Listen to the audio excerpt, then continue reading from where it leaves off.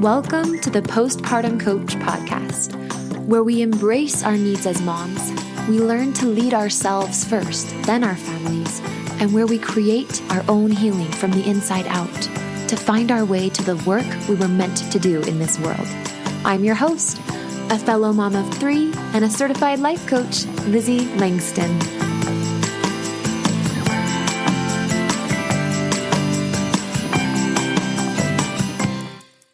Hi, everybody. Happy Monday. It's Monday, February 28th, and it's the last day of February. Can you believe that? We're already approaching the end of the first quarter of 2022. I feel like New Year's was yesterday, last week. It's insane. How are you doing? Check in with yourself.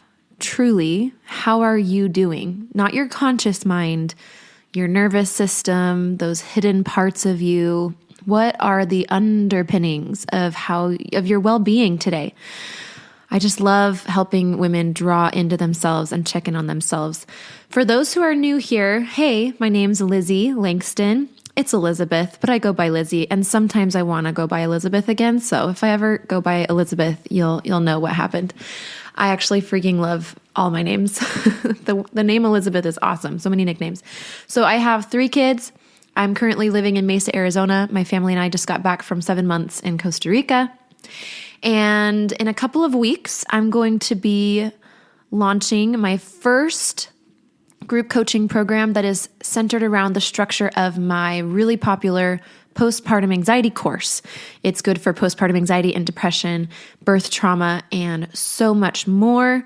I'm so excited about that. So definitely stay tuned. If you're not on my email list, get on there. You can go to lizzielangston.com/freebie, and you'll get a free PDF postpartum anxiety and depression guide to help you get started self-diagnosing and really getting clear on where you're at in your healing journey, what help you might need. And also that'll get you on my email list so you don't miss anything. Before I dive in, just taking a breath. I get excited, but I gotta keep breathing. I wanted to say thank you to those of you who have left me a review on this podcast. I wanted to share some exciting news. I was Googling an episode of my own that I was looking for. I couldn't remember what number of the episode it was. And I came across a ranking. This was kind of by accident, you guys, but it was called listennotes.com, and they rank podcasts all over the world. And I didn't know this, but my podcast is in the top 2% in the whole world. And this is based on popularity. So that's not only how many people listen to it, but out of the listeners, how satisfied and happy they are. So that's amazing. And I just wanted to say thank you. I feel like we're a team. Those of you guys who are listening, and also if you've left reviews and are listening, that's so amazing. And I just want to say thank you. I feel so much gratitude for what we've been able to create together here on this podcast. I also want to invite you to share it. This next couple weeks, I'm going to be doing quite a few episodes. I'm really just getting a ton of value out to you guys. I just want to I just feel this, March has always been my January. I always say that. November to mid-February is pretty quiet for me. It's my dark phase of the year where I'm really deep into creating. A lot of my own stuff tends to come up during that time too. The holidays just really get me off kilter. It's very fun, very much dysregulated nervous system for me, November, December. So I'm just coming back after a lot of that. And so I'm going to be over delivering on the podcast. And so if there are episodes that you want to share, now's a great time to share it with any friends or family that this podcast could bless. And by the way, in the last episode, I said we're starting March 7th. I'm going to change it to March 14th. This is the start date for my next 12-week group coaching program that you can join. Because March 7th, I will be right in the middle of my menstruation phase. We just talk about these things here. It's not too much for us. So I decided for my own benefit and for those health reasons to kind of cushion my menstruating, and also for you guys to have the best coach available in me. We're going to start March 14th. Okay. So that's just 1 week later, but that's good news because it gives you guys that are just hearing these episodes a couple weeks to get in and book a consult.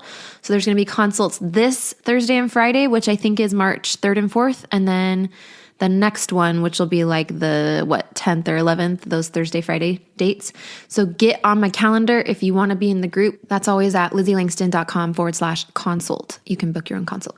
All right, let's read a review and then we're going to dive in. So this is a 5-star review from Casey with a bunch of I's, capital K. Thank you so much, Casey, for this review. She left it February 1st and it's titled, "Thank you!" She said, "My heavens, this is exactly what I need. Thank you for this very needed free therapy." Yay. Thank you, Casey. Speaking of therapy, the going rate for therapists is usually between $120 and maybe $170 an hour. And I was looking at the pricing of my course and this group program that's starting March 14th. And it's really like ballpark in that range, which is so cool because coaching is typically way more expensive than therapy. And so I just love that. I feel like this is a really solid offering for you guys. We'll talk more about it. All right. Today, I'm going to be teaching you 5 strategies to make it through a depressive episode postpartum. This is also good for anxiety too. So if you're more anxious than depressive, that's okay. A lot of times those are comorbid and we're kind of going back and forth between both. Or sometimes it's you're really, really anxious for a while and then you dip deep down into depression. So maybe a couple of these you might have heard on other episodes and maybe a couple might be new, but I love that these are all in one place. So let's dive in. We've got 5 strategies to make it through a depressive episode postpartum. Get ready. Take a breath, get comfortable, turn the volume up if your kids are playing in the background while you're doing the dishes. I know, I see you guys. I know you. I am you. Okay, the first one is don't make thoughts mean things about you. This is the number one pitfall that women, it creates like mud and a mire and a swampiness that keeps you really stuck in a pond that you don't want to be stuck in, like a really smelly swamp. So when we are working through depression and anxiety and they're kind of new to us, it's really tempting, especially if you come from a very Christian, Protestant-y background. It's very tempting to make your thoughts mean things about you. This is a flaw of humanity. This is a mistake that we make as humans. We think that we are our thoughts. And what my work does, and I'm not the only one, many coaches and therapists and healers in the world, what we're all trying to do, and the healer in you, what you want to try to do, is you want to get to a place where you can see your thoughts and notice them and be curious with them and set them aside. But you know that they are not you. You are not your thoughts. Living in your thoughts, if you were to tell yourself that every thought you had, for example, let's say you have a thought like, "Oof, those jeans don't look that good on her." And then you hear that thought go off in your brain and you're like, "Oh my gosh, I'm so rude. I'm so judgmental." You could also say, "Oh my gosh, I'm so human." Like lighten it up a little bit. You are not your thoughts. Your thoughts do not condemn you. Okay? So, let's talk about the origin of where this fallacy comes from. It is like Jesus does talk about your thoughts, and he talks about like it is important to watch what your thoughts are and stuff. But to have a fleeting thought is different than like you thinking them on repeat and you indulging in them, and you know that those thoughts are going to lead you to a place where you morally don't want to go, and yet you're just doing it anyway because they feel good, because you get off on it, because whatever reason, okay?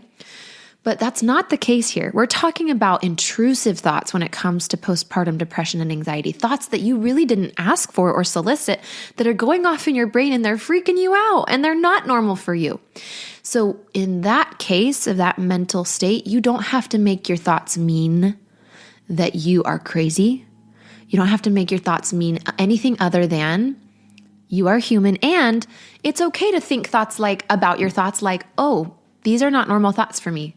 So I'm definitely in an emotional, mental neighborhood that's maybe a cause for concern." It's okay to maybe be a little bit concerned when you hear certain thoughts, especially if it's a lot of the time and stuff, but you don't need to like make it mean that you are them and that is, they're appearing in your head because there's this icky, secret, buried part of you that's finally coming out. Like you are not your thoughts, okay?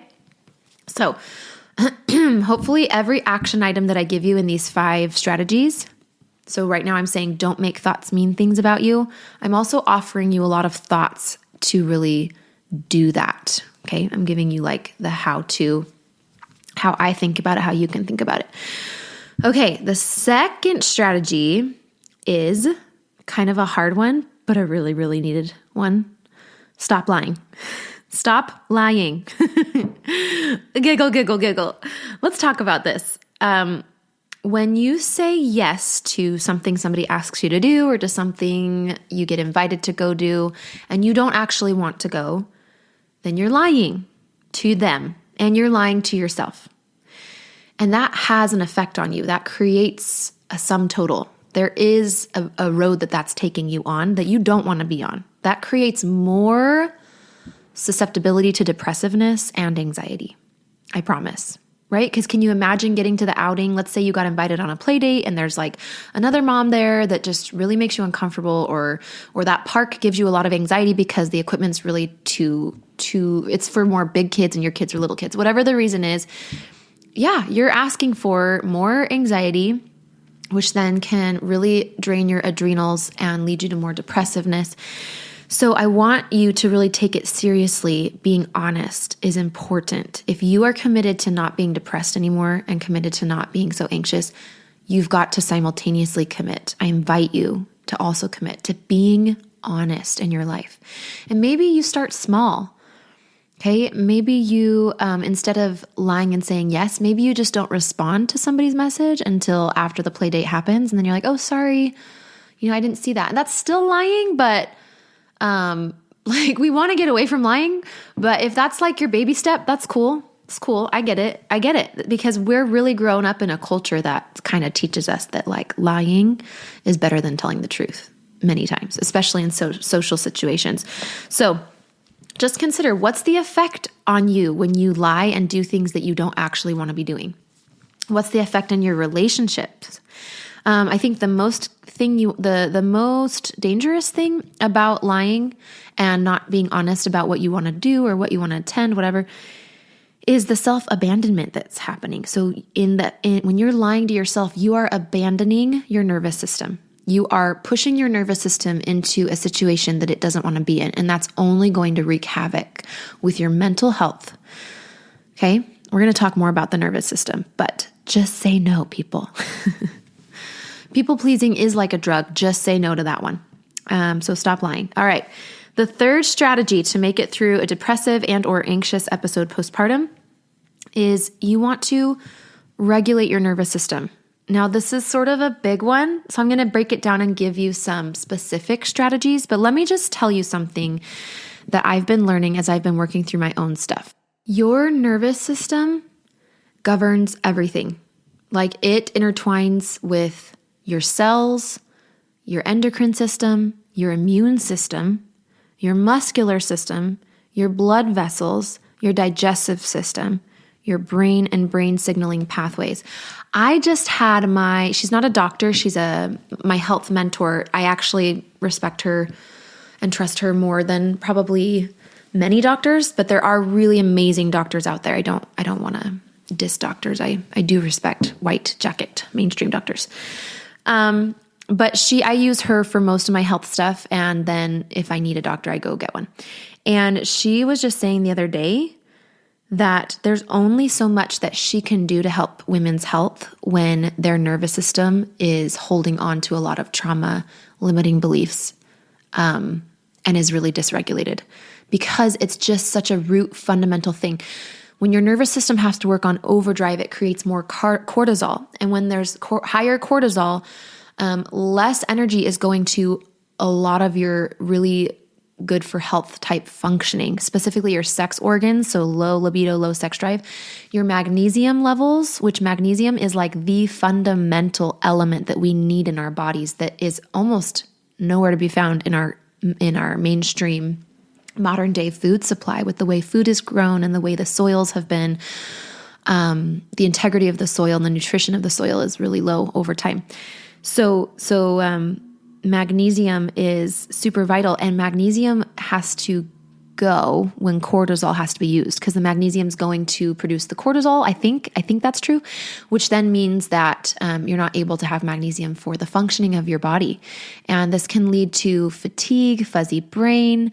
It can lead to your thoughts being in a neighborhood you don't want to be in. So while you can soak in really high quality magnesium to help yourself out, and I can get you a 10% discount if you go to livingthegoodlifenaturally.com. That's livingthegoodlifenaturally.com. Yes, it's a very long website. And you get a bottle of their magnesium. It's the highest quality magnesium you'll find on the market. It's better than taking it orally. It's better than all the things. And you use the code Lizzie10, so Lizzie 10, all in caps. You can get 10% off that soaking magnesium. But she even said, even with all the magnesium stuff that she does to help people's nervous systems heal, you have to release limiting beliefs. How's your relationship with your parents? That's a huge indicator too. If your childhood trauma is still existing in you, we've got work to do, girlfriend. Okay. So usually with my clients, it starts with let me just tell you real quick my process. Okay. So I help you get in a good mindset for healing. The podcast helps with that too. But in my program, that's what we're going to do. We're going to get you calmed down and a little bit more regulated so you can actually do the course. And then you're going to learn to calm your body, which is basically getting your nervous system down to a state where you can do learning and get into your healing, get deeper into your past and stuff.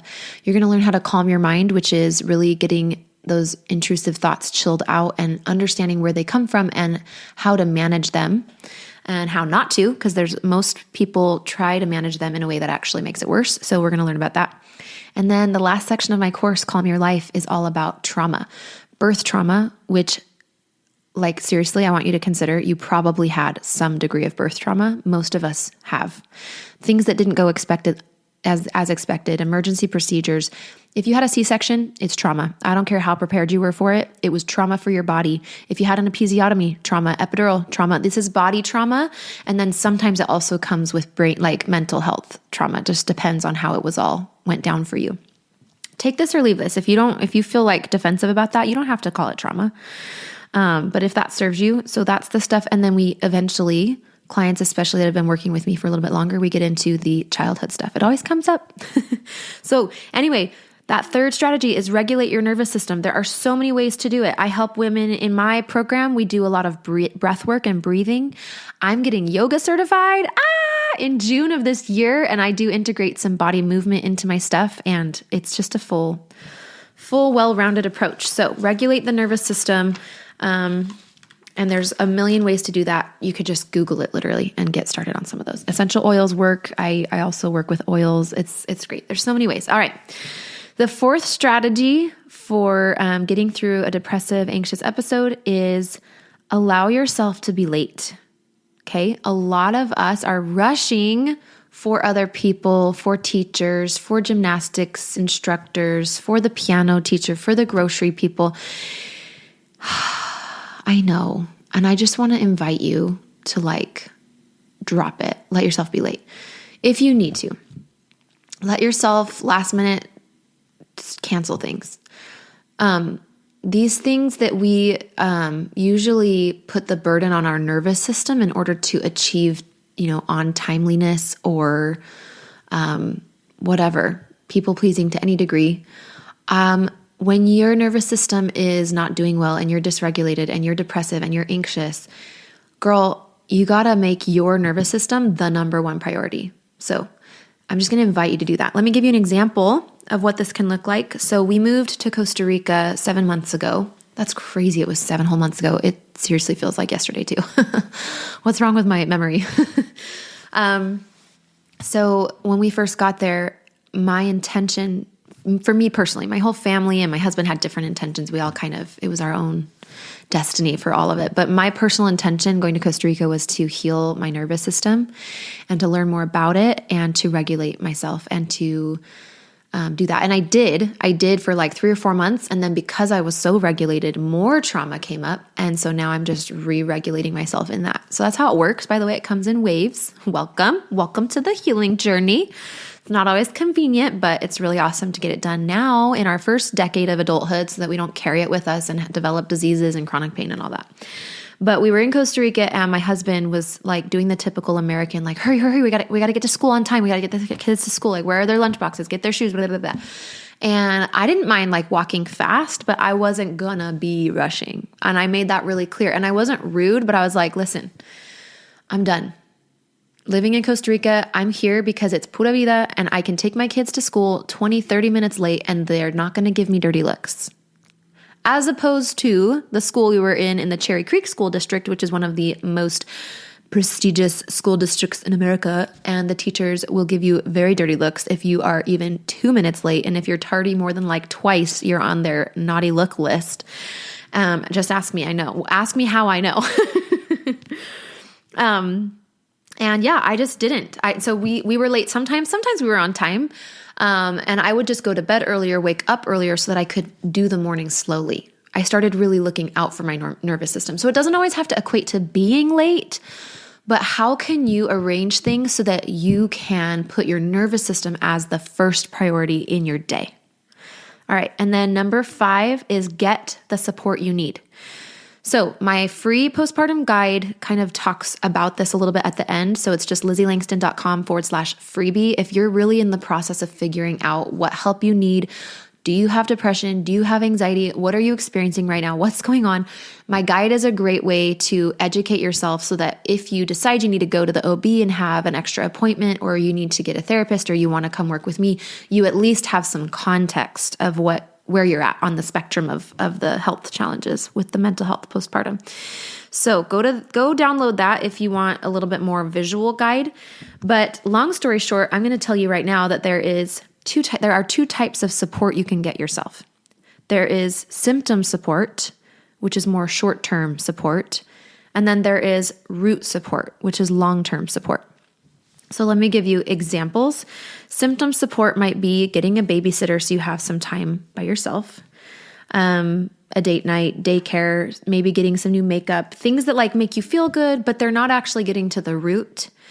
Whereas root support is actually changing the way your nervous system is interacting in your body and your relationship to your nervous system, getting educated about that. So anything that educates you about your nervous system, doing breath work with the intention of calming yourself, doing yoga with the intention of calming yourself, coaching, therapy.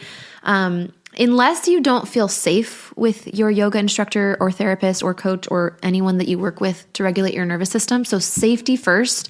I just published some really good episodes on safety just like in the last few weeks. So go to the ones before this and you can learn more about how important it is that you feel safe with whoever it is that's providing you guidance and assistance during your healing journey. If you don't feel safe with your doctor, if you're with your OB, if you don't feel like you can use your voice and speak up, especially if you have a male OB, this is a big issue that we just deal with, and we don't say all the things we want to say. We hold back, especially the mental, emotional pieces. And so our doctors aren't able to help us as well. They're not able to refer us as well. And so if that's you, you can either break through that and talk with your doctor more honestly, or just work with somebody else, a different side. Maybe you don't need medical. Maybe you need more mental, emotional, which is over here with coaching. So let me tell you a little bit why coaching is so awesome for your health in your body and also your mental health. Well, specifically coaching with me, because not all coaches are made equal. Coaching is an unregulated industry, which means that every coach gets their own training. Some coaches don't get any training. They just literally create their own stuff. I've done a little bit of all of that. And actually, I've done a ton of training. I'm just sitting here thinking about it. I've done a ton of training. I've also done a lot of, over lots of hours of coaching people, I've created my very own process. So yeah, we could talk more about that later. But the reason coaching is awesome is because with me, we work on breath work. We calm the nervous system. I educate you about your nervous system. And we get into the thoughts. In the short term, I help you manage those intrusive thoughts, but also the long-term root healing. We get into the beliefs that wrap you up in your trauma, that keep you holding your trauma. Okay, so there's holding your trauma, and carrying it with you. And then there's releasing it, and literally like energy, it just like water evaporates. You can just let your trauma go. It doesn't always happen in an instant, but the important part and the vital part is that you have to become aware that you're holding on to it and what it is that you're holding on to. And so that shows up in our beliefs, and our patterns of behavior lead us to understand our beliefs. Okay. So I want to invite you to invest in a container that makes you feel safe and that you know and believe will work. Research has shown that it's not as important which medium or modality you choose, whether you work with a yogi or you work with a coach or you work with a therapist, as much as how much do you believe that what they're going to teach you is going to work, and how safe do you feel, how much do you trust them? Those are the most important things. Virtual or in person, not as important as how much do you trust this person? How safe do you feel in this person's presence? So if you feel really, really, really, really, really, really, really good and safe with me on the podcast, first of all, I'm flattered. And I want to invite you to step over the threshold into my group program where I can help you deeper. So check in with your body, see how that feels. We're starting March 14th. You can go to LizzieLangston.com/consult, book a consult. If you need to get to know me a little bit better, go to my website, LizzieLangston.com, check out testimonials. You can read more about the 3-step process I take you through. You can check out the postpartum anxiety course at LizzieLangston.com/course. I've laid it all out for you. All you need to do is book a consult and join us. All right. So I'll see you on your consult, and I can't wait to help you guys a little bit more in our next episode. I'm having so much fun. Talk to you soon.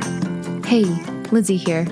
I've helped dozens of postpartum moms just like you to manage their postpartum anxiety and deconstruct their postpartum depression.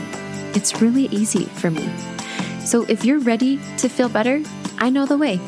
Let's chat on the phone. Set up a time by going to LizzieLangston.com/consult. It's pretty simple, and I will be calling you soon.